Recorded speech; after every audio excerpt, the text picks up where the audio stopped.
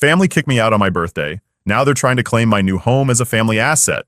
Hey, I'm Robin, and man, do I have a story for you. I'm 27, and life's been a bit of a mess lately. I work as a marketing assistant, which is not glamorous, but it pays the bills. Well, some of them. I live with my parents and my younger brother Tom in a not-so-great house. The place is cramped, falling apart, and always smells weird. But it's home, or at least it was. Let me start by saying I've been contributing a lot around here.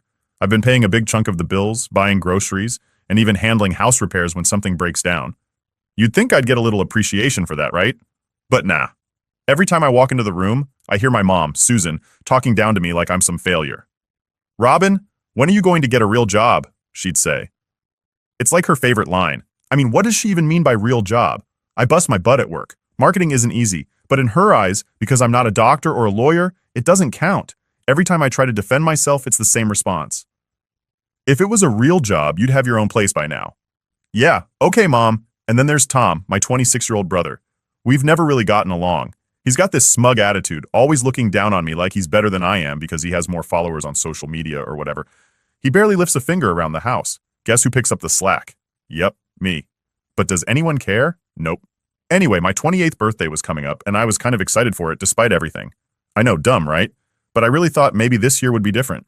I even saved up and got myself a nice cake from this fancy bakery downtown. I was imagining how we'd have a little celebration. Just the four of us. It wasn't going to be anything big, but I thought maybe, just maybe, they'd actually care. So a few days before, I sat down with my mom and dad, Mark, to talk about it. Hey, I was thinking we could do something for my birthday this weekend. Just, hang out, maybe have some cake, I said, trying to keep my hopes in check. Mom didn't even look up from her magazine. We'll see, Robin, we might have plans. Plans? On my birthday? I should have known something was up, but I didn't want to believe it. I mean, I've been living here my whole life, helping out, working hard. Why would they have plans that didn't include me? Fast forward to my birthday, and I was feeling good. I went to work, got a bunch of happy birthday messages from coworkers, and even treated myself to a new outfit. Things were looking up, right? I thought maybe, just maybe, I'd get home and they'd have a little surprise waiting for me. I don't know, a card, a cake, something, anything. But the second I pulled into the driveway, my stomach dropped. My stuff was out on the front lawn. Boxes, bags, my clothes, my books, everything, just thrown out there like trash. I jumped out of the car, my heart pounding, and rushed over to the porch. And there they were, my mom, dad, and Tom, just standing there staring at me. It was like some twisted family meeting or something. My heart was racing, and I couldn't even think straight. What's going on? I asked, trying to keep my voice from shaking. Mom stepped forward, her face cold like she didn't care at all. Robin, it's time for you to move out. You're not welcome here anymore. I stood there, frozen, like I couldn't process what she was saying. Move out? On my birthday? What kind of sick joke was this? I looked at Dad, hoping he'd step in, say something, tell me this was all a misunderstanding. But no. He just stared at the ground, his hands stuffed in his pockets like he couldn't even look at me. I felt this rush of anger and confusion. But it's my birthday! Where am I supposed to go? My voice cracked, and I hated how desperate I sounded. That's when Tom chimed in, his smirk making me want to scream. Maybe you should have thought about that before being such a burden all these years. A burden? I was the one paying the bills, buying food, keeping this crappy house from falling apart. How was I the burden? I looked at my mom, hoping, begging for some kind of explanation, something that made sense. It wasn't enough, she said, her voice sharp like a slap. We need the space, and frankly, you need to grow up. That was it. No empathy, no second chances, just cold indifference. Tears welled up in my eyes, but I refused to let them see me break down. Can I at least get my things? I asked, my voice barely above a whisper. They're all packed, my mom replied, gesturing to the boxes on the lawn like it was no big deal. You should go now. That was it. Happy birthday to me, right? I started loading the boxes into my car, my hands shaking. It felt surreal, like I was living someone else's nightmare. I wanted to scream, to cry, to ask them how they could be so heartless, but I didn't. I just kept moving one box after another, trying to hold myself together. As I finished packing up the last of my things, I turned to look at them one last time, hoping, no, praying that they'd change their minds, that they'd realize how messed up this was. Why today? Why on my birthday? I asked, barely able to get the words out. Mom didn't even blink. Consider it our gift to you. Independence.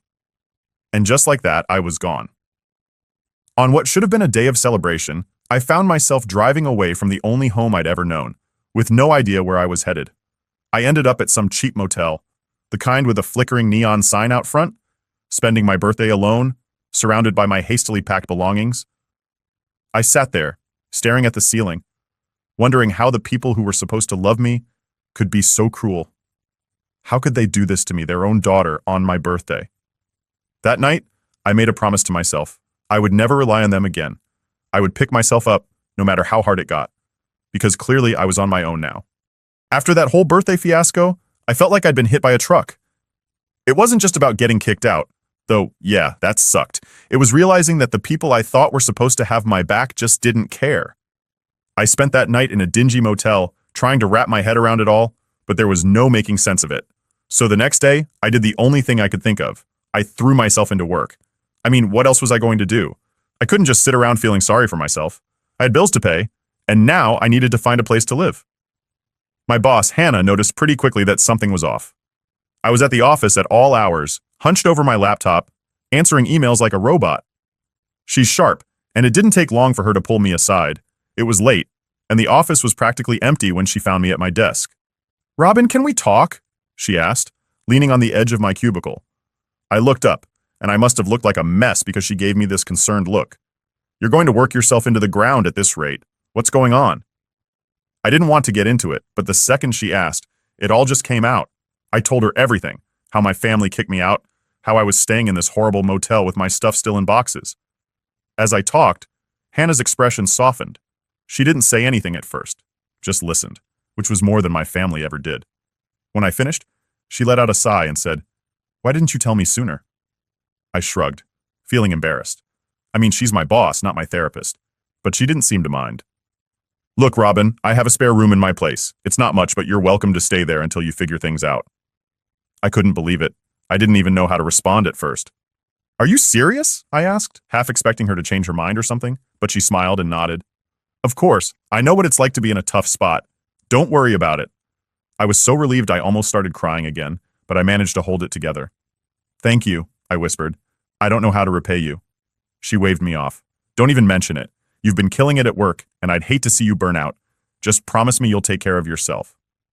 And just like that, I had a place to stay. It wasn't home, but it was something. I packed up my stuff from the motel and moved into Hannah's guest room the next day. It was a little small, but it was clean, warm, and quiet, which was all I needed at that point. The first night there, I sat on the bed just trying to process everything. I felt a little better, but there was still this hole in my chest, like everything I thought I knew had been ripped away. But I didn't let myself wallow for too long. I threw myself into work even harder, if that's possible. Hannah wasn't kidding when she said she'd push me harder, but honestly, I appreciated it. It kept me distracted. I took on more freelance gigs, too. I figured the more money I could save, the faster I could get out on my own. It wasn't easy, though. There were nights where I stayed up until 3 a.m., just staring at my computer, trying to crank out designs while my mind kept drifting back to my family. I kept thinking, maybe they'd call, maybe they'd apologize, maybe they'd realize they messed up. But no, nothing. Radio silence.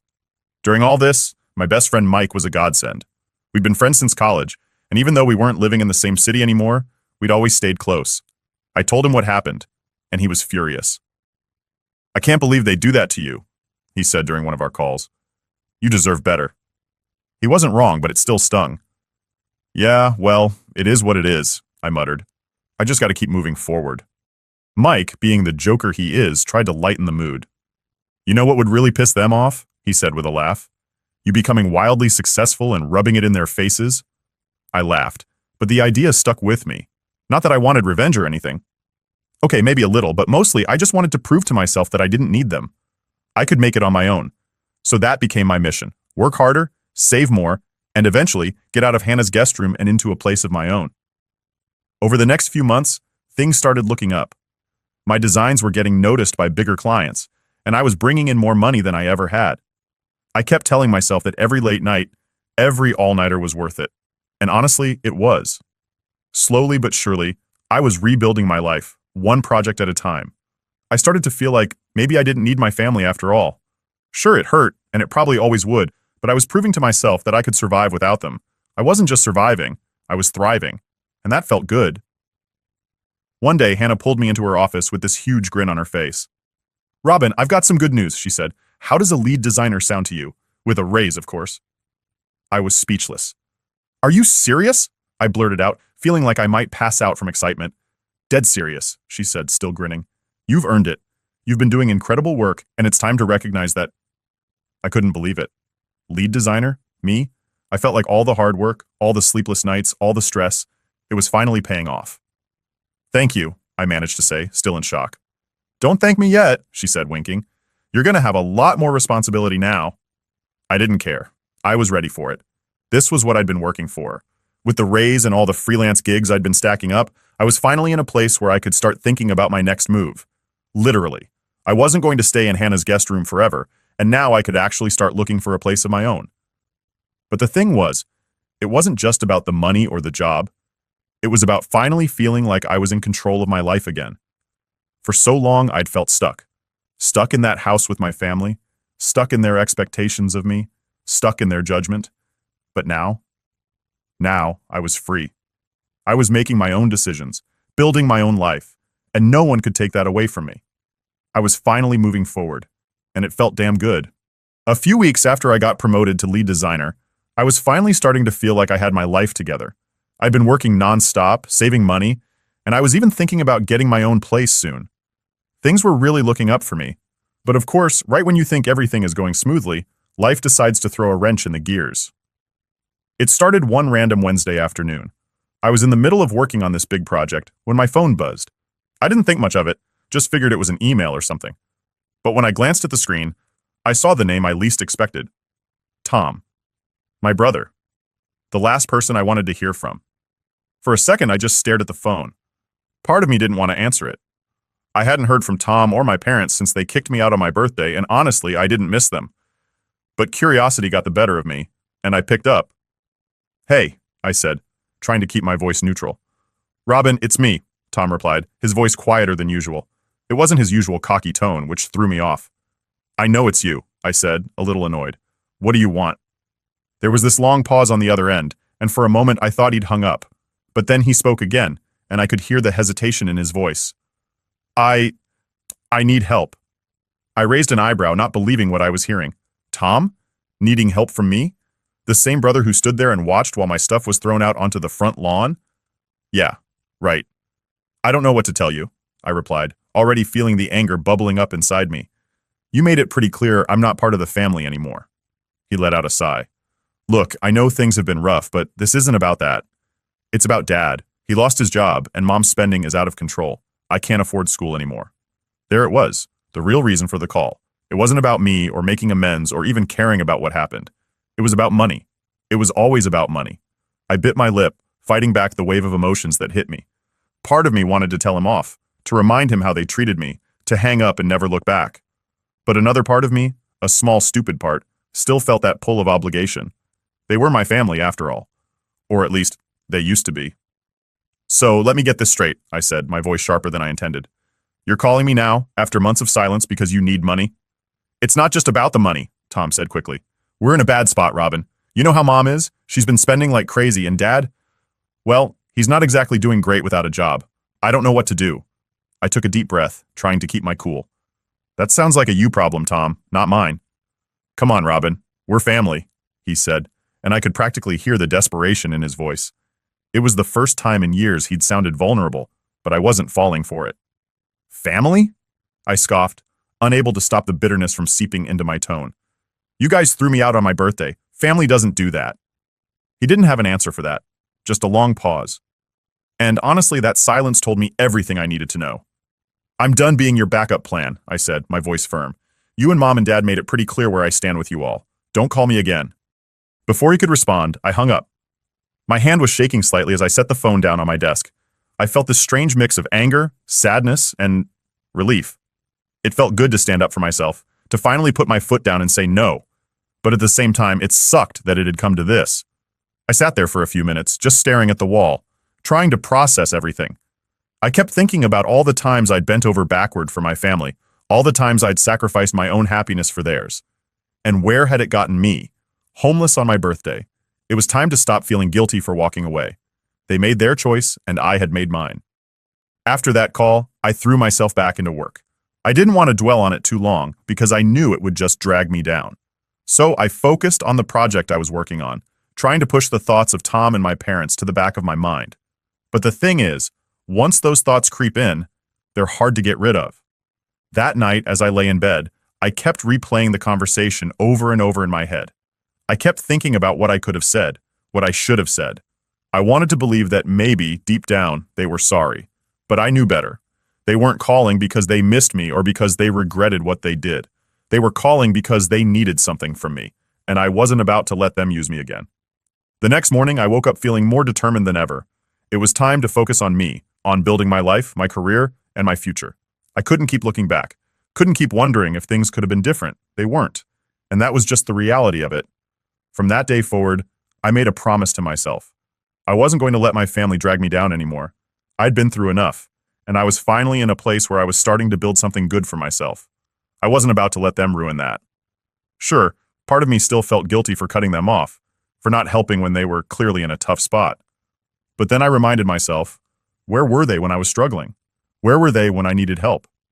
Yeah, I didn't owe them anything. So I kept going. I worked hard, saved my money, and kept my focus on the future. And every time I started to feel that old guilt creeping in, I reminded myself of that phone call. They made their bed, and now they had to lie in it. I wasn't going to be their safety net anymore.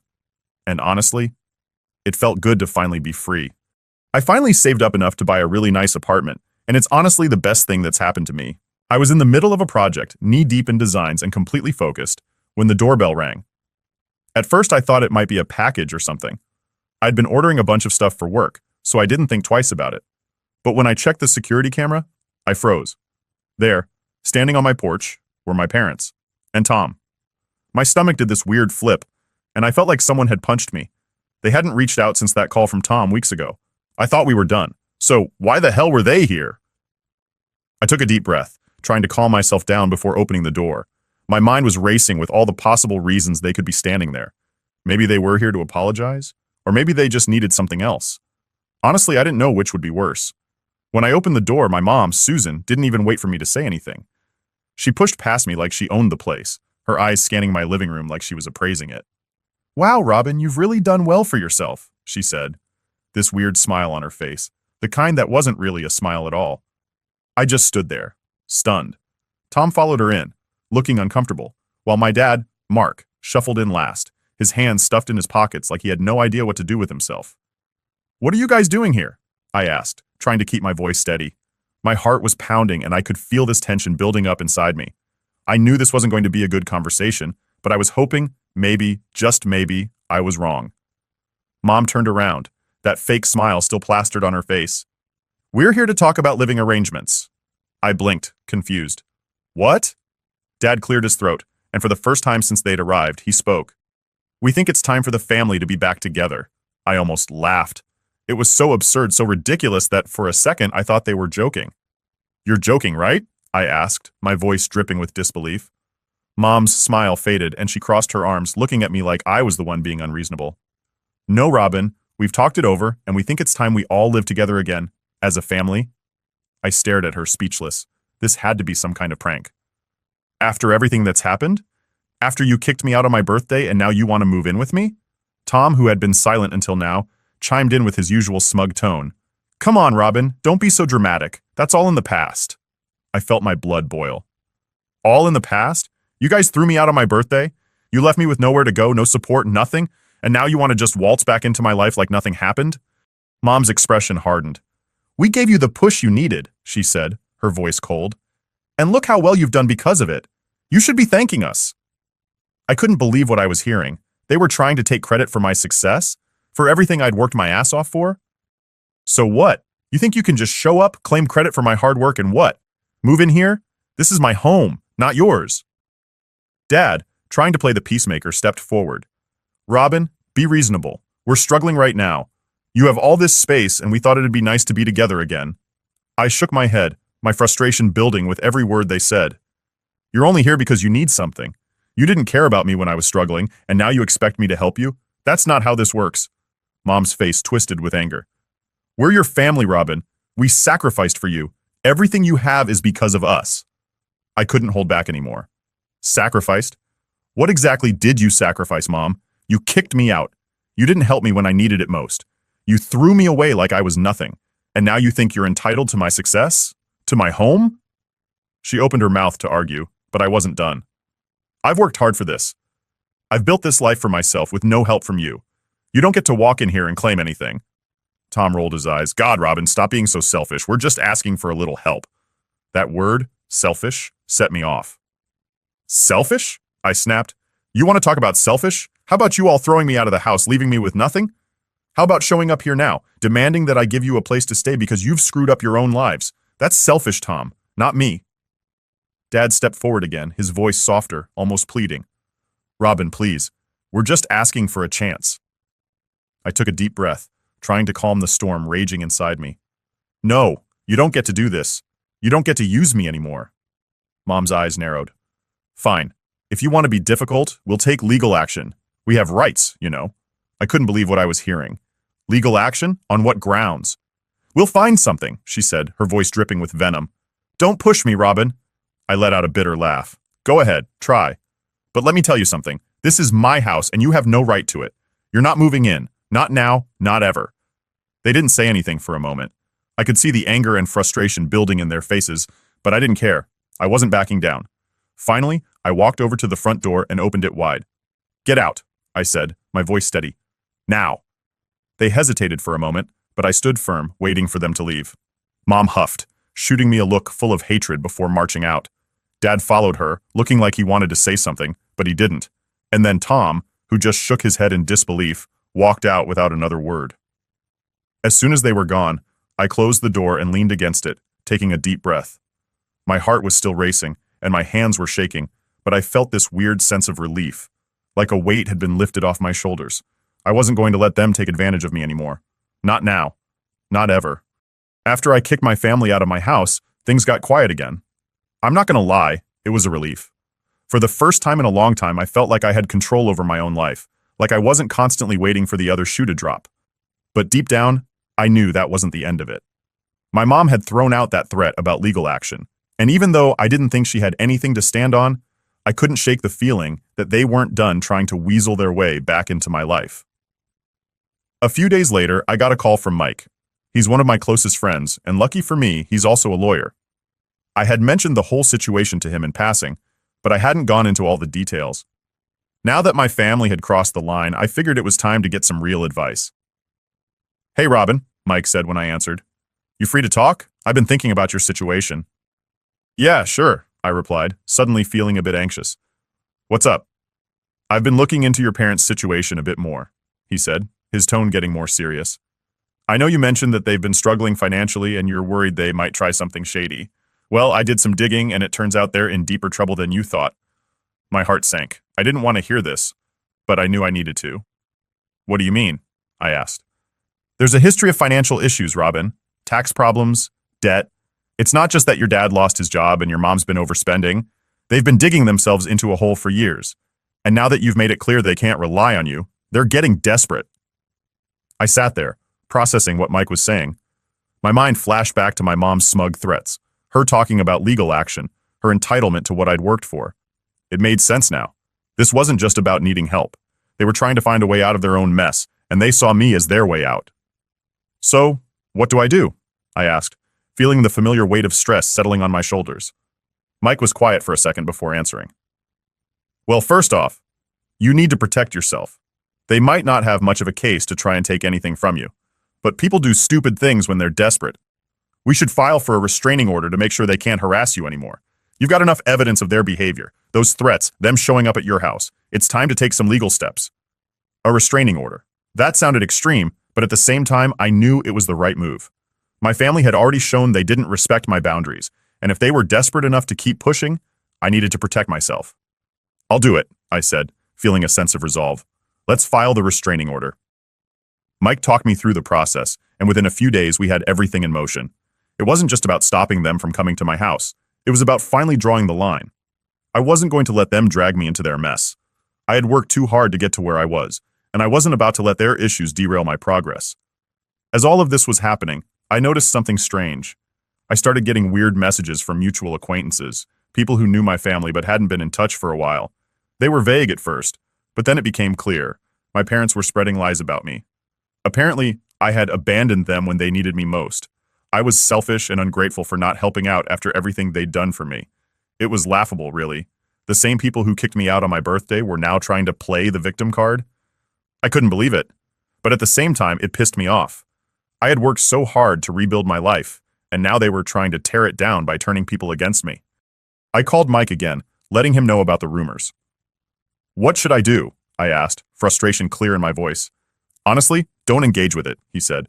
"These people don't know the full story, and your parents are banking on the fact that you'll get defensive and try to explain yourself. Don't give them that satisfaction. We'll handle this in court if it gets that far, and trust me, you've got nothing to worry about." It wasn't easy taking Mike's advice. My first instinct was to blast the truth to anyone who would listen, to tell them how my family had treated me and why I had every right to cut them off. But the more I thought about it, the more I realized Mike was right. I didn't owe anyone an explanation. I knew the truth, and that was enough. Weeks passed, and the legal proceedings moved forward. Mike was a beast in the courtroom, and when the restraining order was finalized, I felt this huge weight lift off my shoulders. My family couldn't come near me, and if they tried to pull any more stunts, they'd be in serious legal trouble. But that wasn't the end of their problems. Remember those financial issues Mike had mentioned? Well, it turns out they were worse than we thought. After some more digging, Mike found out that my parents had been dodging taxes for years. They'd been hiding money, falsifying documents, and now the IRS was on their tail. It was almost poetic, watching the mess they had made for themselves unravel right in front of them. As much as I wanted to feel bad for them, I couldn't. They had brought this on themselves. They had made their choices, and now they had to deal with the consequences. I wasn't going to be their savior anymore. One day after everything had settled down, I sat in my living room, staring out the window and thinking about everything that had happened. It was strange feeling this sense of closure. I had spent so long feeling trapped by my family's expectations, by their manipulation and guilt trips, and now, for the first time, I felt free. Mike called later that night to check in. "How are you holding up?" he asked. "I'm good," I said, and for the first time I actually meant it. "It's been a crazy ride, but I'm good." "You did the right thing, Robin," Mike said. "They made their choices, and you made yours. Don't let them make you feel guilty for protecting yourself." I smiled to myself. He was right. I had stood up for myself, and I wasn't going to feel guilty for it. For too long, I had let my family control how I felt, how I acted, and now I was finally in control of my own life, and that felt damn good.